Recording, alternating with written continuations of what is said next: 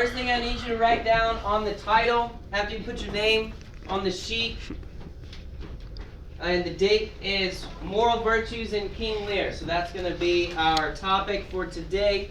You can put English as the class subject.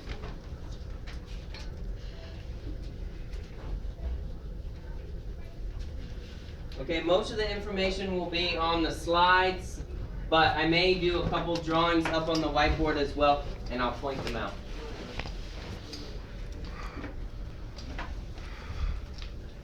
Okay, so like I was saying before, what we're going to be doing is we're going to be looking at the characters in the play and how we determine whether they're moral or immoral based on the kind of person, okay, their being, who they are as a person, and their behavior. What kinds of actions do they have in the play? Now, remember, we talked about how a drama allows us to see actions and their consequences over the long term.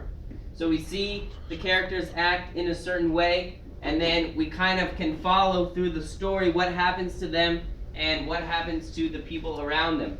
We also get a sense of who they are as a person in terms of their character traits. We talked about how the soliloquies, such as Edmund's soliloquy, depicts for us what kind of person he is, because it gives us insight into his inner thoughts and his inner being, who he is as a person. Okay, next slide, please. Thank you. Okay, write each of these down on the left side in the blank space, on this side, okay? This is the majority of what you'll need to write down, so it'll be just right here at the beginning. And I'm going to talk a little bit while you're writing. So we talked about this moral framework of the two tiers, with the human being occupying the middle realm. Okay, so if this box here is the human being, in the top we have the heavenly realm, and in the bottom we have the animal realm, and in the middle we have the human being, who essentially is able to, by choice in some sense, move between the two realms. And each of the realms is associated with a particular trait or a particular quality. So in the animal realm we have qualities such as ignorance,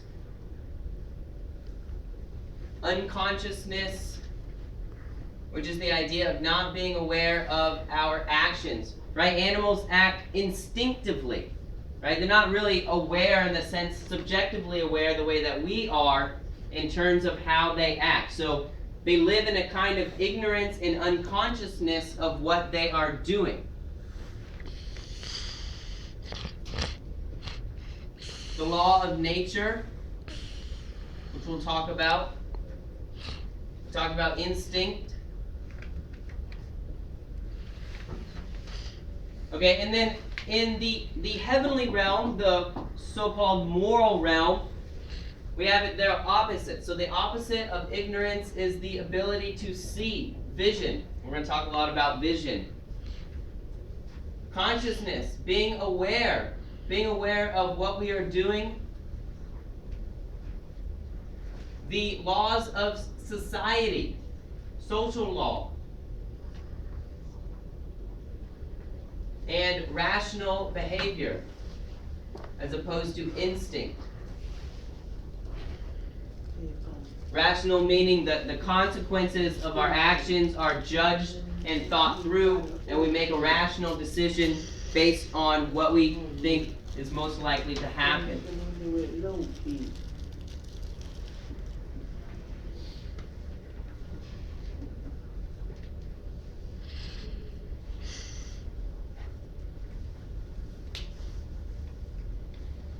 So one of the important points to remember is that this structure is, in a sense, both pre-Christian and post-Christian. So I talked about how the play is written in a post-Christian era, but depicts a pre-Christian era. And so the moral symbols, the structure that Shakespeare is using is, in a sense, trying to link the two worlds together.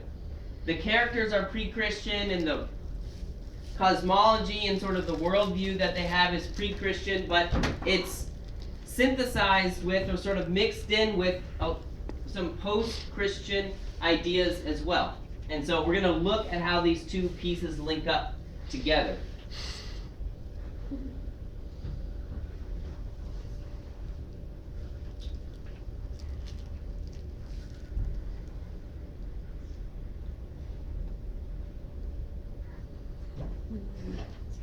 It's gonna kill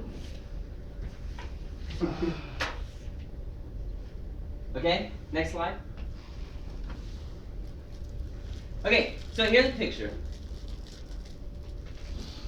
So we're talking about this structure of order of the different organisms, the different living beings, basically. So I want you to kind of remember this idea where you have at the very bottom just kind of like material things and hell and the underworld. And then going up, you have greater complexity. Maybe you might think of it as more moral behavior in some sense. So you have the plants, and then the animals, and then human beings, and then you have angels, and then at the top you have the divine being. So this is based in a originally pre-Christian idea from Aristotle. Aristotle was a philosopher who talked about how all things are ordered in a great chain of being. Right, at the very bottom you have the most simple things, matter, minerals, things that are made out of basic matter, and then you have more and more complex things as you go up the chain. In some sense, you can think of this two-tiered structure as occupying essentially this middle area, right? No one would accuse a human being of acting like a plant, okay? But you could definitely accuse a human being of acting like an animal. All right, next slide, please. Okay, I stole this, but it does a pretty good. Huh? Wait, write that down. No, you don't have to write it down. Okay, this does a pretty good job of explaining how, as you go up the chain of being, you increase the complexity, and there's some important things here. So, at the bottom is nothing at all, basically, the void. And as you come out of the void, you have stuff, which basically exists, but it doesn't actually have any biological life. And then plants and things like bacteria or something like that maybe have existence in life. And then as you go up the chain, you increase the complexity. So animals not only have existence in life, but they have the will to do things. The idea is that if you observe and you can see animals move around and do stuff, it seems like they have a kind of will. We're on the dirt bike. And then after that, we have human beings who not only have the will, but they have the ability to be rational, right? We talked about how in our two-tiered structure, one of the markers of the moral human is that they are able to overcome their instinctual actions, which is the will, and rise to a high level of rational behavior. Okay, and then in this realm of thought, the angels not only have the same things as the human beings, but they're also immortal, they live forever, and then God has the all-knowing and all-powerful.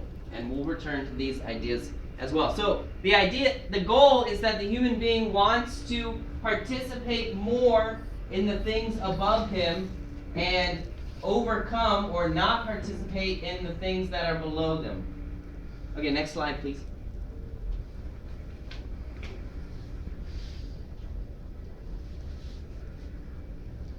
Okay, so one of the important things to remember in this play also is that there's this belief in the current time period that the orbits of the heavenly bodies, the stars, the planets, the sun, and the moon